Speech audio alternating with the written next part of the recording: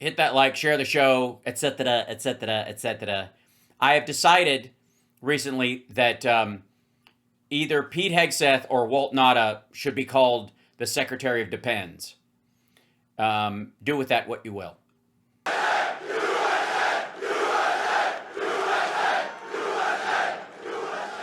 Well, that was good timing, wasn't it? We had to get that right. We had to get that right. We had to get that right. We talked about it all afternoon. Also, the right side of my face is sliding towards the fucking floor. Yeah. But they always get it right. I was just given a display with a wonderful First Lady, the likes of which I think few people have ever seen before. We were a few You mean what all the guys on that deck see all the time? minutes away, and the display of strength was absolutely incredible. We appreciate it. Thank you. Sorry, what a bunch of husky men just came out and lifted her over their head or carried her around or whatever. Like, Navy. Thank you very much. by the way, what he means is, I would like to, here, I'll show you. It's, he watched they broke the sound barrier right in front of him, and everybody was like, oh my God. He like stood there and like he didn't even flinch. Hold on, Trump, barrier, flyby, something like that. Yeah, so Posobiec says this.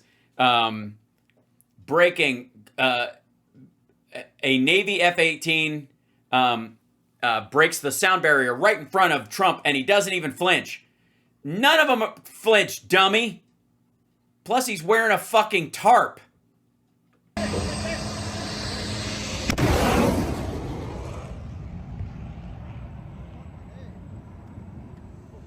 Yeah, they're wearing fucking cones. It didn't show the plume. It didn't show the plume. Yeah, maybe because they triggered a sound effect because they couldn't time it exactly. Maybe they just did it for show. Also, is he wearing like a giant rubber adult diaper?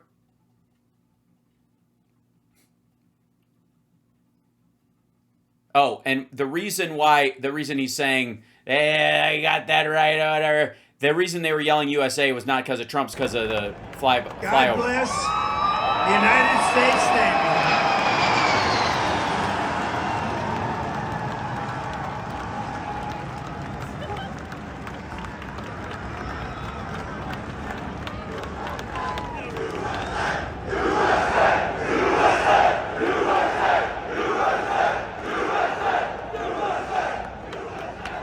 Well, that was good timing, wasn't it?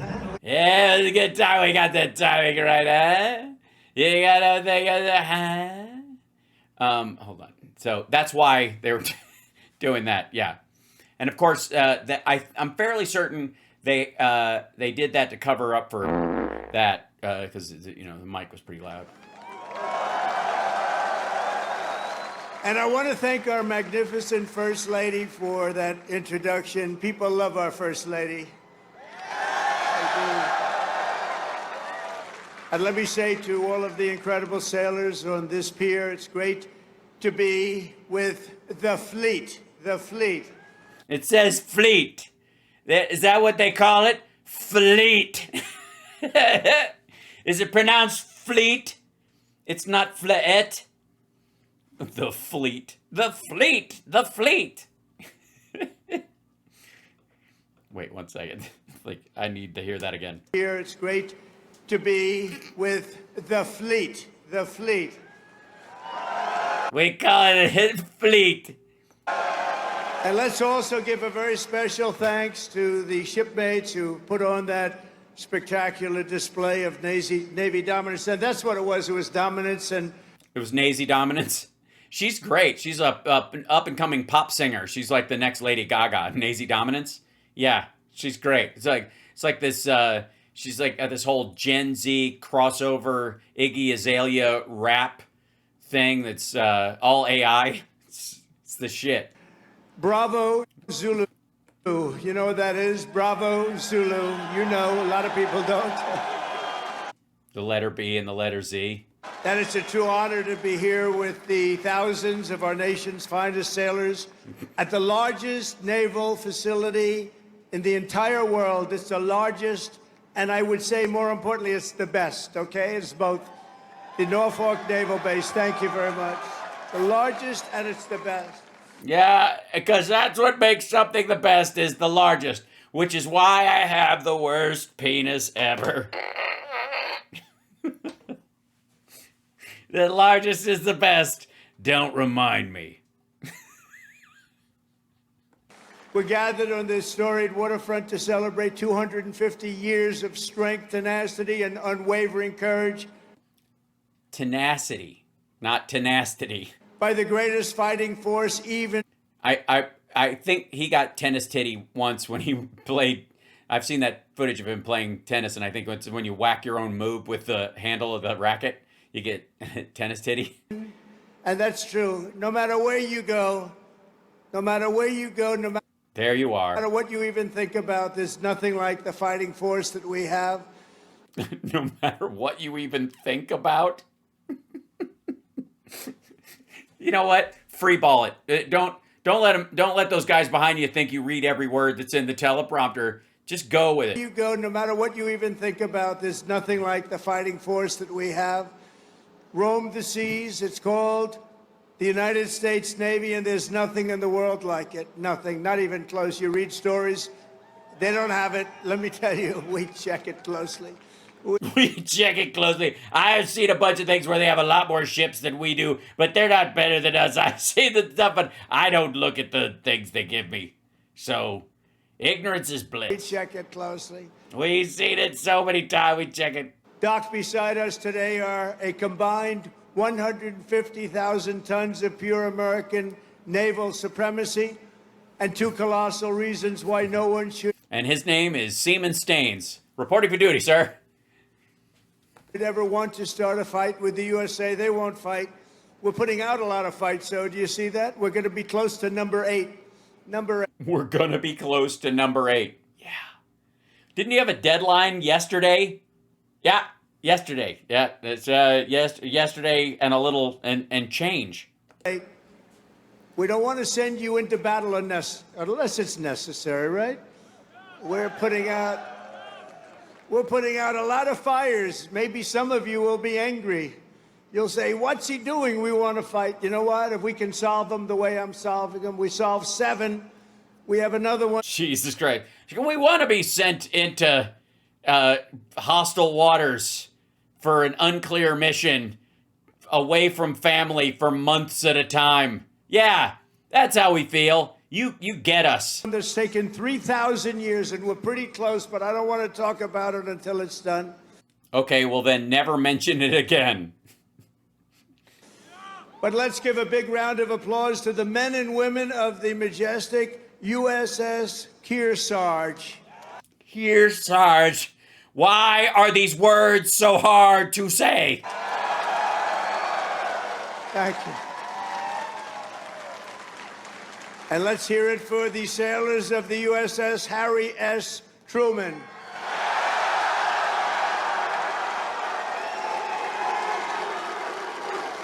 Yeah, let's hear it for Brother Harry, shall we? Maybe remember this standard? Remember when this was actually a fucking thing? I don't know that person very well. They're probably a Democrat. They just got me coffee. I don't really, I didn't know it. I barely talked to that person. I don't know. That's their fault. And if the system fails, it's because of their decision, not mine.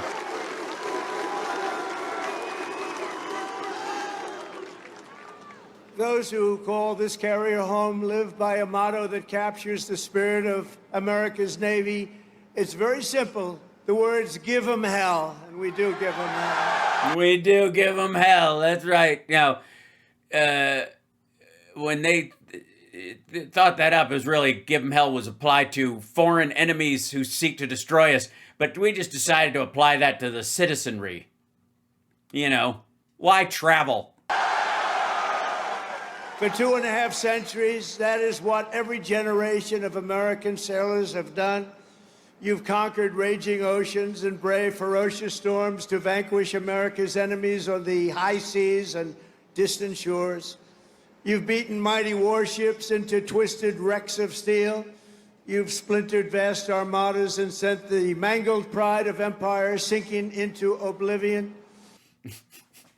And that was just before breakfast. You've surged the waters thick and danger, blood, brine, and through it all the United States. Sorry, you surged the what?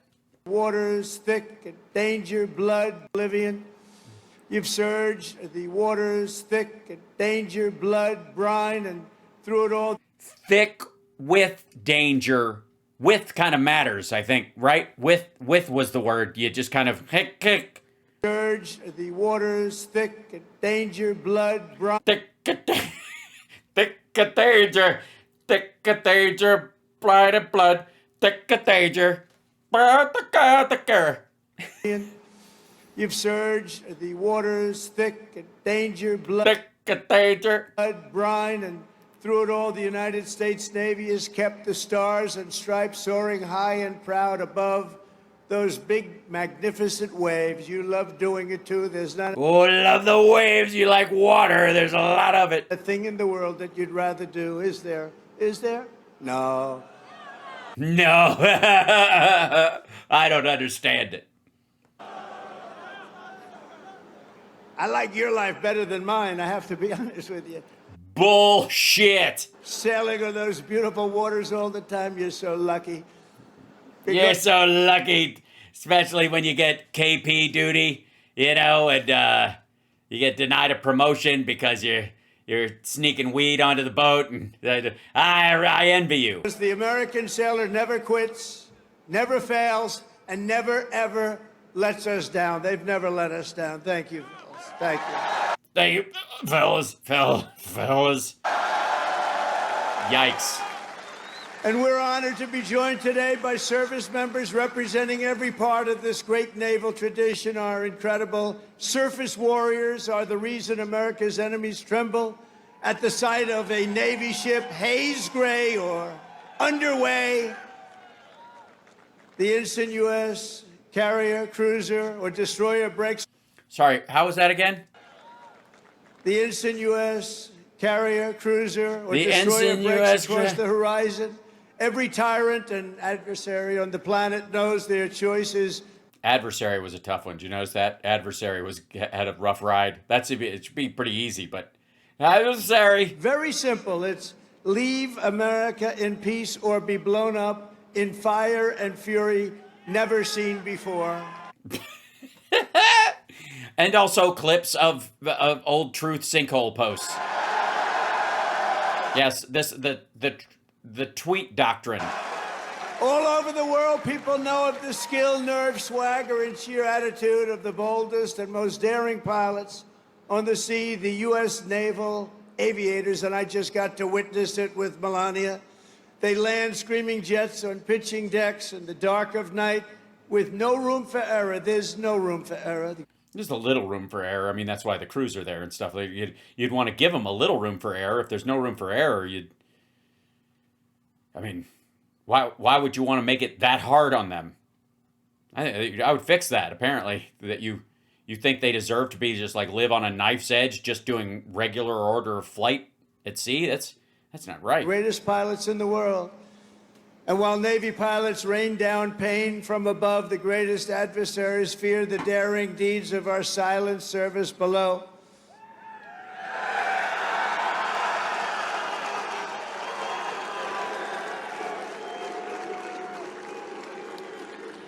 They prowl and strike from crushing depths, unseen, undetected, and unstoppable. They are our brave submariners. Where are the submariners here? And You think? they are brave. They are brave. I wouldn't get in one of those things. Remember how I said I envy these guys? Not you.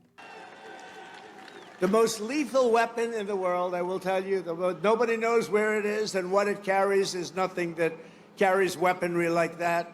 And we're 25 years ahead of any other country when it comes to submarines. Nobody's even close. Nobody can match us. No roll call of Navy warriors would be complete without recognizing some of the fiercest and most elite commandos in the history of war. They are the toughest, and there's nobody tougher. There's just nobody. That's what they tell me. There's nobody tougher. That's what they tell me. I don't believe it or whatever, except me. I would interject about basically I'm a Navy SEAL. You know, if you really think about it, like I know more about how to kill a man with a toothpick envelope. You know, the little, like some people can kill you with a toothpick. Anybody can do that. But the paper that it comes in, God get you. I know how to do that. Any Navy SEAL can kill somebody with a toothpick, you know, but I can kill them with the paper it came in. They're called the Navy SEALs. What do you think about the Navy SEAL? Where are the Navy SEALs? We're not going to mess with the Navy SEALs. They are great. Thank you very much. Incredible people. And of course, our enemies have learned to dread that special cast of warriors who have charged forward almost everywhere America has seized a stronghold or stormed a beachhead. They call themselves the Leathernecks, the Jarheads, the Devil Dogs, but we revere them as the United States Marines. Yeah, there's a couple of them. Incredible people. Yeah, and I don't like talking about them because I feel like just by saying it, they're better than me, so. Incredible people. With us today are some of those who have led these exceptional men and women. They've led them like Nobody's ever led them before. else. And I'll tell you, a person I'm very, very proud of. He has stepped up and he's hitting home run after home run. They love him. I want to introduce again a man who's just exceptional. I'm so happy with this choice. Secretary of War, Pete Hegseth. Thank you, Pete. Yes, Secretary of Depends. Doing a job. He is doing a job. I don't know what it is. I said, Pete, what do you think? You know, we used to call it Secretary of War, the Department of War, the War Department. Now we call it Defense.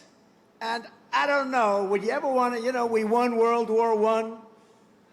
We won World War II. We won everything in between. We won everything before. And all of a sudden they decide to change the name. They went woke then too, you know. Woke is a long-term word. It's a long-term word. I said, what do you think about changing it to the Department of War? He said, I love it, sir. And that was about the end of it, right? Yeah, cool story, bro. Where are the Epstein files? That was the end of it. Right. Now can we get back to releasing the Epstein files? Thank you, Pete. Great job. He's a great leader. Great job with the labeling. That, you know what, you're doing a fantastic job agreeing with me about dipshittery.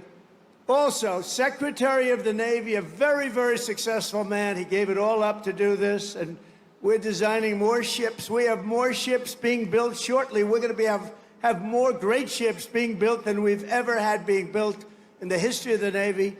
John Phelan. John, thank you. Great job, John.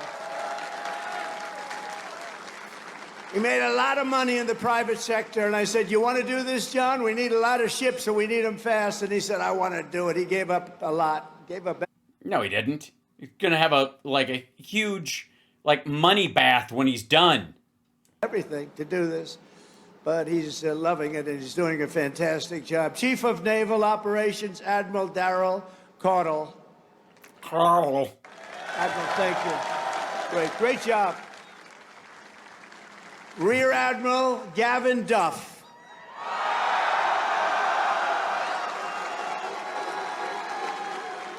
Gavin's apparently the Rear Admiral is very popular. And along with so many in the Navy. Different people here, they could introduce them all day long. I don't want to do that because we got to get to business, talking a little bit about war and peace. But along with your great officers here at Norfolk Naval Base, Vice Admirals John Gumbleton. John, thank you. Thank you, John. Great. Young guy. Well, then he was expecting him to be old because of the name Gumbleton. Expect him to have a beard and a pointy hat. Great. Doug Perry and Rob Goucher. Thank you. And a very special thanks to a man who just got a 93% approval. He runs the Veterans Everything, I call it. He's Veterans Everything. The VA Secretary Doug Collins. He's doing great. Thank you, Doug. Yeah, it's amazing how much the appeal of the VA has gone up since the VA Choice Act of 2014 signed into law by Barack Obama. Great job. Ambassador Monica Crowley. Monica, thank you very much. A man that everybody loves. He was my doctor in the White House, and I got to know him very well. Uh-oh. Ronnie Jackson's touring with him now. That's not good. If Ronnie Jackson is hanging around there bringing him to shit.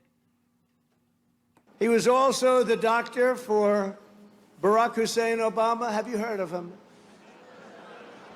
And he was the doctor for a man named Bush. And at a press conference, they asked him, who's in the best shape? Who's the healthiest? Who's the strongest? Who's the best physical specimen of the three? He said, that's easy. President Donald Trump. And I said, I love this guy. He's as full of shit as I am. I said, I love him. Yes, he's willing to lie right off the jump. He doesn't need any prompting. He will lie without prodding or blackmail.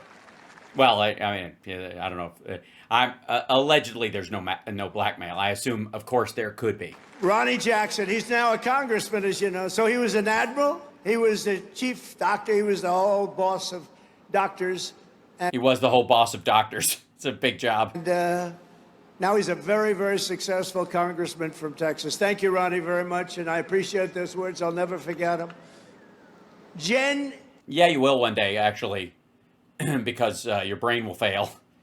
Because a history of dementia in your family, and so your brain will eventually break down, and you will forget that Ronnie Jackson said that. You might remember the words, but you won't remember who said them. You'll be convinced that, Richard Nixon whispered them to Roy Cohn in front of you while you were all in a hot tub. Kagans, Jen, thank you. John McGuire, Rob Whitman, Dan Crenshaw, Derek Van Orden. These are unbelievable, talented people that are with me, and they fight. Thank you very much, fellas. Thank you. Thank you very much, darling. These are great Congress. I say Congress warriors. That's what you have to be today to be in Congress if you're going to make it. No, you really don't. The ones that consider themselves warriors like MTG and the like just stir up a bunch of trouble and never get a bill passed.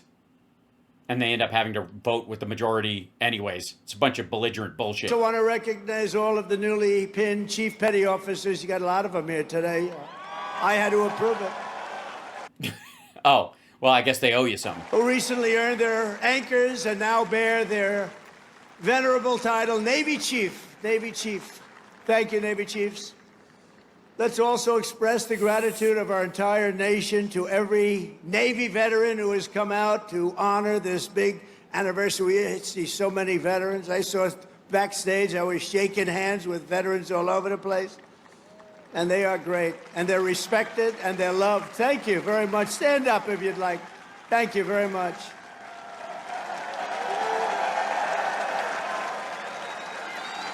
They're really loved. I saw it backstage. They're really loved. Yeah, because they served.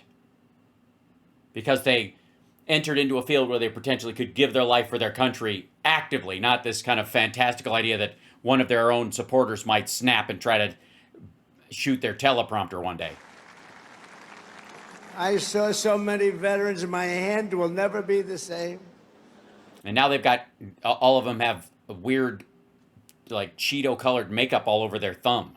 Thank you very much. A great honor. And a very special thanks to the countless Navy families who support our sailors with such love and devotion. Oh, my God. None of what are, and think of this, without them, you wouldn't be celebrating today. Many of you would not be doing very well. Male or female, you wouldn't be doing very well. So we want to thank our family members, right? All of them. Yeah, it's a new concept for me, caring about family. It happens when you start getting closer to the reading of the will. Parents, husbands, wives, thank you. Thank you very much. From the American Revolution until today, Oh my God. You can always tell when he just gets out of this part and goes into the Wikipedia stretch. story of the U.S. Navy is a tale of loyalty, sacrifice, and commitment stretching back 250 years. So we're celebrating 250. I almost thought I wouldn't get to do that because I was You'd be in jail. president in 2016, and then they rigged the election on me. And then we caught him, didn't we? We caught him, but you know, we had to run it again. I ran it again, and I got 250, and I got the World Cup, and I got the Olympics. Can you believe all of it? In my first term, I was the one that got the Olympics. I was the one that got the World Cup. And I said, you know, the sad part is, maybe I'll go, maybe I won't even be invited because it won't be during my term. I would say, if we're a Democrat, I might not be invited. They don't love me exactly too much. And then when this happened, now all of a sudden they got all three. But you know what's the most important? 250 years is the most important, above World Cup, above Olympic. But we got them all covered. You mean the part that happens because of time and has nothing to do with anything is more important than supposedly securing these things, which would have been secured anyways? It was like our turn on the roulette wheel. And on June 14th, His 80th birthday. next year, we're going to have a big UFC fight at the White House, right at the White House, on the grounds of the White House.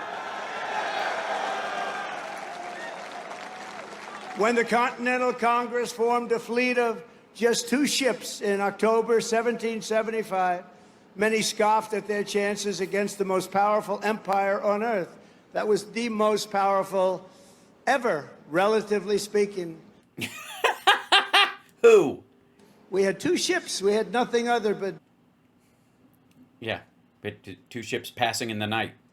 Who is the other side of this? We had great heart. We did. We had great heart, 2 ships, and who were we fighting? They didn't know the audacity and the grit of the American sailor. They had no idea. The war for independence gave us some of the greatest American heroes of all time, including the father of the U.S. Navy, Captain John Paul Jones. You know that. When a far stronger British ship demanded his surrender, Jones yelled back that timeless battle cry right now: "I have not yet begun to fight. Don't ask me for that. Think of that." I could just... Shut up. You don't get to put addendums on a historic quote. I have not yet begun to fight. Shut the fuck up. Let the crowd cheer, because it ain't about you, you tit. This is like, he does this with his own fucking catchphrase. Like, I tell him those big words, where are they gonna get out of here? You're fired. Get out of here. You're not fired. You're fired. You gotta get out. This not you're welcome anymore. Like, shut the fuck up. Say the line and shut the fuck up. It's so stupid. I have not yet begun to fight. Don't ask me for that. Think of that. I could just see it. He's a wise guy. He's asking. I haven't even begun to fight, and he knocked the hell out of him. I can imagine it. Like a guy just saying that. Like, he's a wise guy, this fucking guy. So all of a sudden he's saying, I haven't begun to fight. Like, lay down, you pussy. You know, and it's like he's standing there. What an asshole. In the War of 1812, Captain James Lawrence shouted his final words to his crew as blood streamed down from his mortal wounds. "Fight her till she sinks," he yelled. "Don't give up the ship. Don't give up the ship." These are all incredible. Yeah, words in the order that they're said. They're incredible. Very, very famous statements now. Yes, they are. This is true. They are very famous statements that you are mangling the fuck out of. Years and time. Very Also years and time. famous. Don't give up the... Out of years and time. Don't give up the ship. Don't give up the ship. These are all incredible. Very, very famous statements now with years and time. Very famous. Don't give up.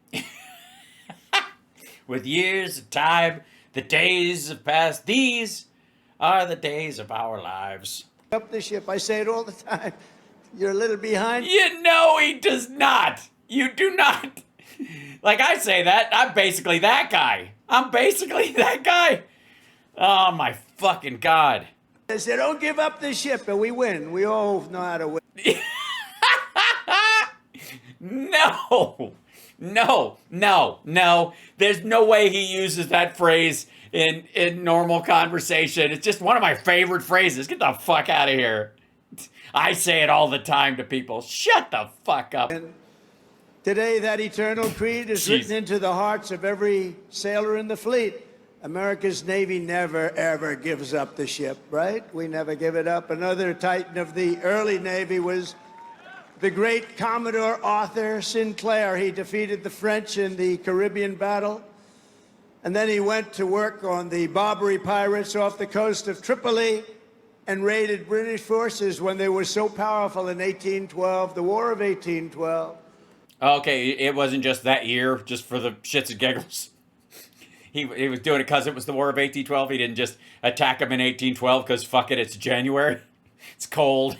He's aggravated. There's some Brits over there. Let's sail against him. There's actually a war going on. It's called the War of 1812, you say? No kidding. He raided them. He was knocking them out one by one. No, I think he was knocking them out in groups. That's kind of the way a battle goes. That's what cannons are for. They don't shoot needles, dickhead. Everyone said, where does this guy come from? I'm going to guess the water. Where does this guy come? Who's this fucker? And we're all descendants when you think of it. No, you're not. Your family came after. Shut the fuck up. You're newer immigrants. Commodore Sinclair went on to become the commanding officer here at the Naval Station Norfolk, right here, where he founded a nautical school for officers that eventually became the one and only U.S. Naval Academy. That's the name of the thing. Notice how he gives that, like, breadth and says that out loud. But he did, I guess because he wants a wing named after him one day is probably it. But he can't say the do not give up the ship or I've not yet begun to fight, like, with proper due respect to the phrases. But, a building, they could name a room after me.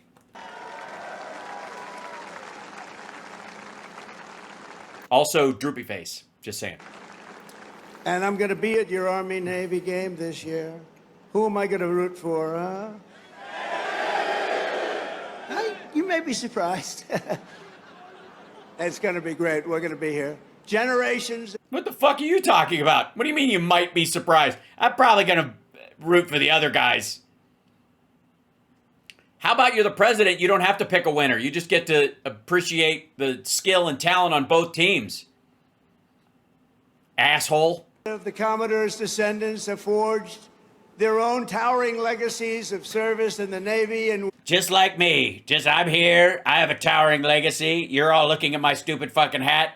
That's just as good as almost dying on the deck of an aircraft carrier, you know, fighting Barbary pirates. By his fifth great-grandson, Commander Link Mustin. Where is Mustin? Commander Mustin, where are you?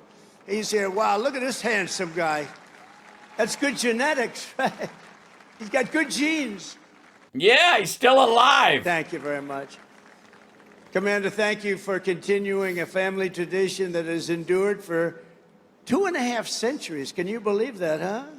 Yeah, they have, every one of those family members has listened to some asshole populist blather about nonsense. They've had to serve under a draft dodger. I wonder if they were as good looking as you. I doubt it. You just got better with age, right? Congratulations. Is that young man your boy? Wow. He beats you. They beat you.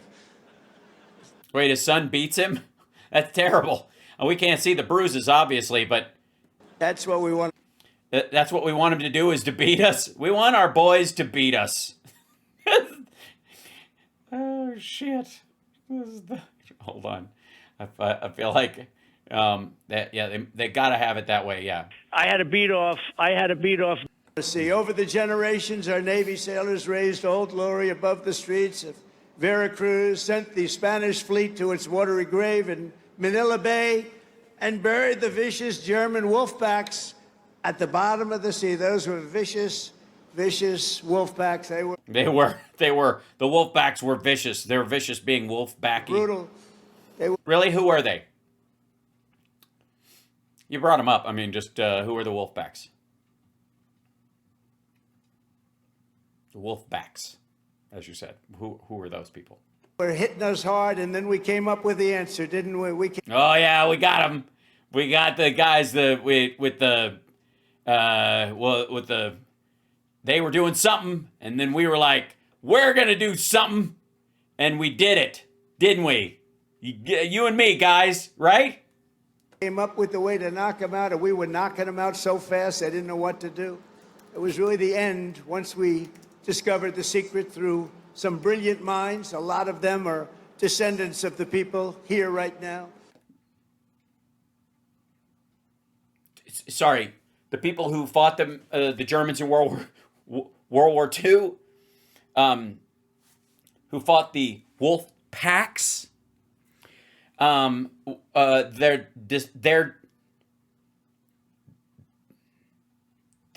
Their grandparents are sitting in the audience right here, and they fought the descendants of the people sitting in front of you fought those people.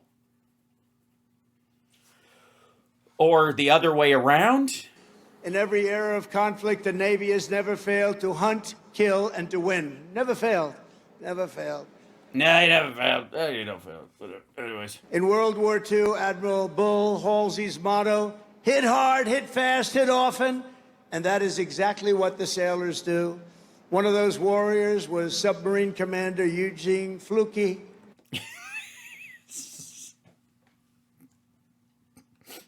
You could see his mouth rejecting the words. It's just like the idea of saying the name before it even starts.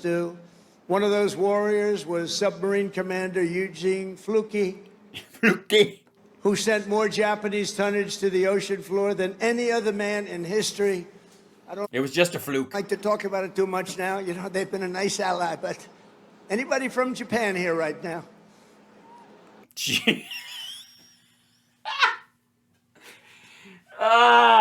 What an asshole. I'm not offending any Japanese, am I, right now, but you guys had it coming back then. We'll get off the subject immediately. Time's passed, yeah. But think of it. Sent more tonnage to this bottom of the sea, one after one. One after one. That's how I say it. That's how most people say it. Most people say one after another. You tend to say one after the other, which is very fancy Horton speak. But one after one, sure. I mean, technically it's true, so proceed. Aboard the famed USS Barb, he destroyed a Japanese tanker and a carrier with a single salvo to his men's chagrin. They were very concerned about it. They didn't think we could do that. And They were chagrined, to his men's chagrin. He just knocked them out one after another. Yeah, one after one. And again, torpedoes were flying, but... No, they don't actually fly, I gotta say. Like, of all the missiles that exist, the ones that don't fly, torpedoes. Just saying. Jesus Christ. I have to check in with the chat room. You guys, what the shit? Flying torpedoes? Barb, Gorka. Love the chat. Oh my God.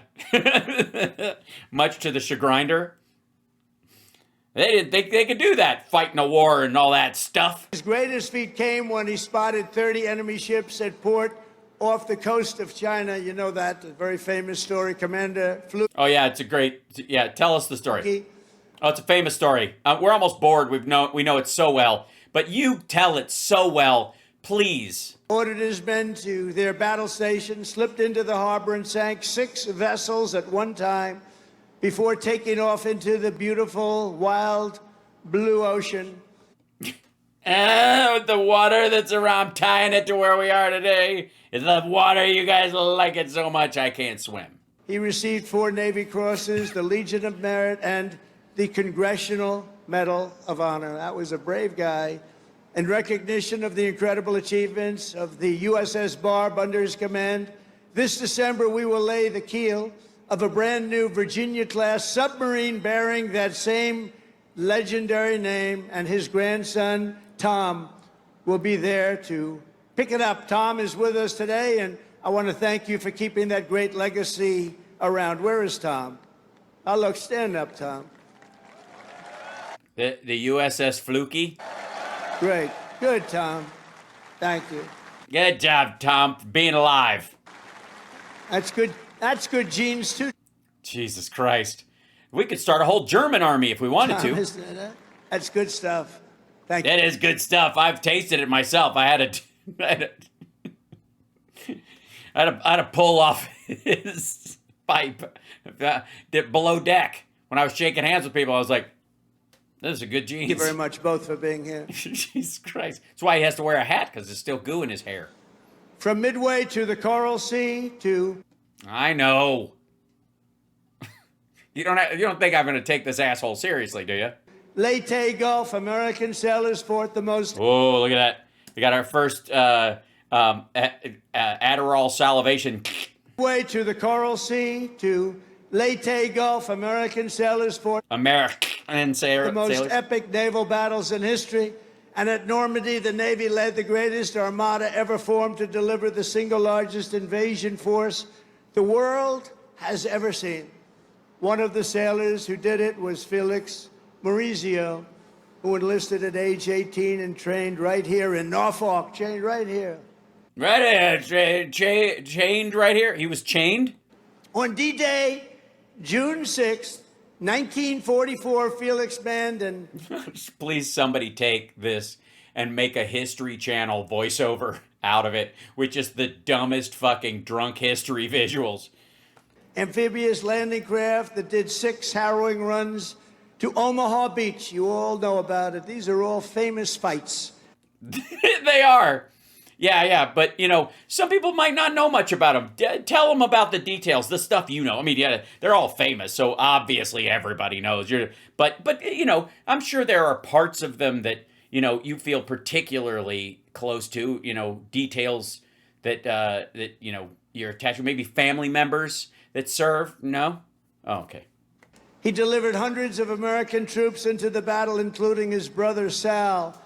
Felix lost so many of his friends that day, but he kept fighting. He kept going out there, getting more soldiers, getting more of everything. He did. He's just getting. What was it? A buffet? He just kept coming. They couldn't stop him.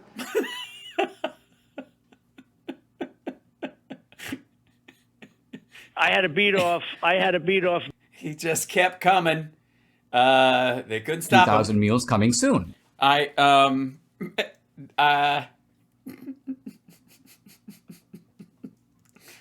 Getting more of everything. He just kept coming. They couldn't stop him. Sorry. Oh, this poor man's legacy being fucking brutalized by this blather. Went on to serve in the Pacific under the great Admiral Nimitz. After a nap, I hope. In February 1945, he spent his 21st birthday landing Marines on the blood-soaked sands of Iwo Jima, one of the bloodiest, toughest battles ever.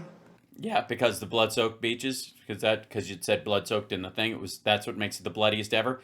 I also got to tell you, I don't think so. I mean, as bloody as the World War II was and stuff, I have to go with like the Byzantine and the Ottoman expansion, the Crusades, the Mongol expansion, the Tartar and Roman fights. I mean, it's all blade fighting, and Jesus Christ, if you had seen one battle scene from Braveheart, it's all lacerations. Historic battle. 6 months later, he was aboard the USS Talladega in Tokyo Bay. When Japan surrendered, they said, I don't think we want Felix hitting us anymore. This is after they'd been nuked.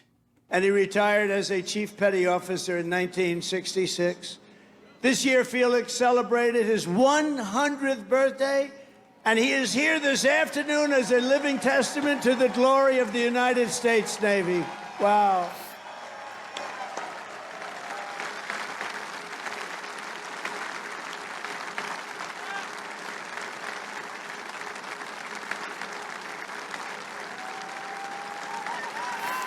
I do have to say, I find it strange that he would need to have the plexiglass up at this speech. The idea that you couldn't secure, they're in the on this deck, they've got cover. There's, unless they think it's going to be like a scene out of the Warriors and somebody's going to smuggle a handgun in. But like in this particular instance, you would think he wouldn't need that.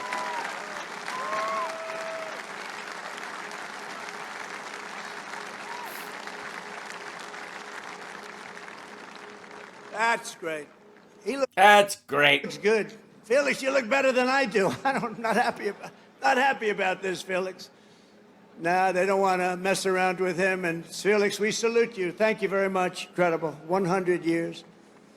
In Korea, American sailors and Marines carried out the daring landing in Incheon and flew more than 250,000 combat sorties against the enemy. It was an amazing... Oh, a sortie.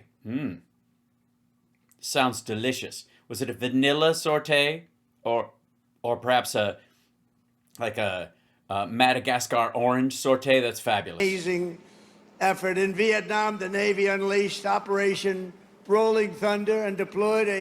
Yes, which you are unleashing right now. I'm going to guess that one of the reasons why you have that plexiglass up, this is probably one behind you too, is to protect our sailors from chemical weapons expression. That's my guess. I'm sticking with that. Brand new unit, the Navy SEALs, to tear up Mekong River Delta. Delta. Problem with Vietnam, we stopped fighting to win. We would have won easy. We would have won Afghanistan easy. Would have won every war easy. But we got politically correct. Let's take it easy.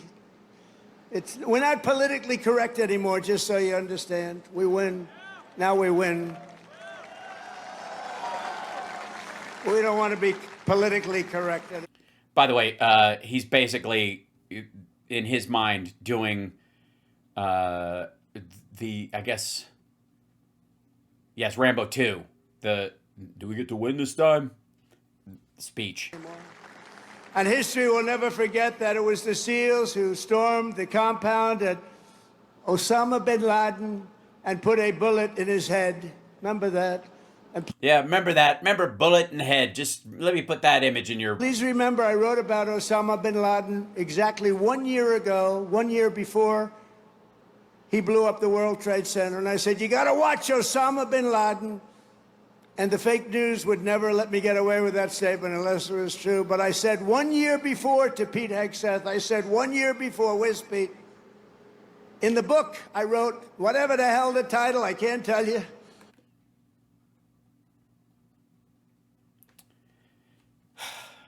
So I gotta, is that what I gotta go look up? Trump books.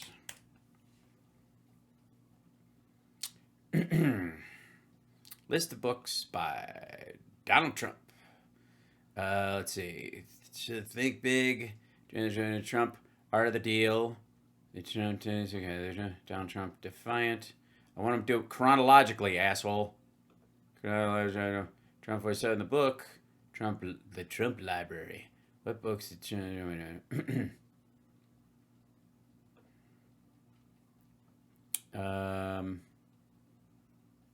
Let's see. What is it? Was it Art of the Comeback? Probably was the timing on it.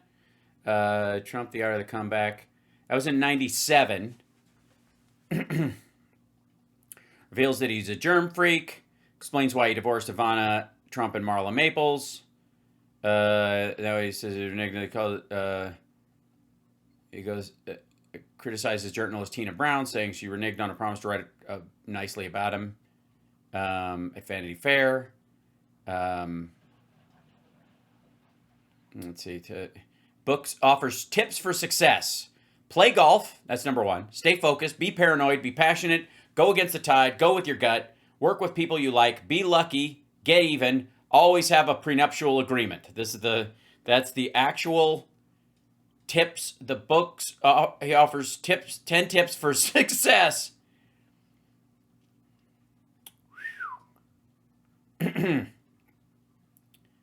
And then let's see, 97. Did he have another book like later than that? I think that was the.